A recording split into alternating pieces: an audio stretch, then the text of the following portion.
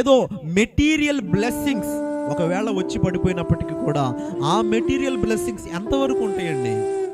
ఎవరండి? హల్లెలూయా. ఒక కారు కొన్నారు, అది 4 ఇయర్స్లో మార్చేయాలి, అంతే కదా.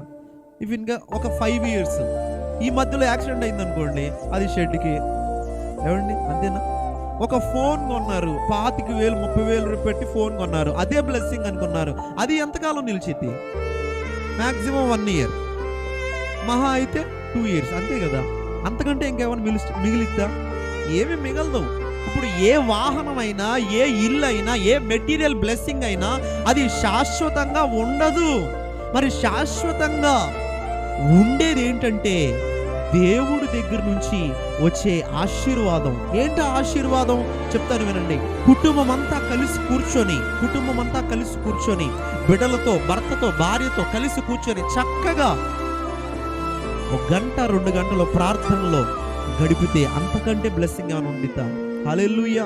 గమనించండి ప్రియులారా, ఇహలోకమైన బ్లెస్సింగ్స్ ఈ లోకానికే, కానీ పరలోకానికి చేర్చే బ్లెస్సింగ్స్ కావాలని కోరుకుందాం.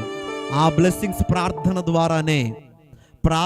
ద్వారానే అబ్రహాము ప్రార్థన ద్వారానే సాధించాడు. అబ్రహాము ప్రార్థన ద్వారానే విజయ జీవితాన్ని అందరికీ చూపించాడు. మన జీవితంలో విజయం కావాలి అనంటే ప్రార్థన అతి అవసరము. Prayer is much important to everyone.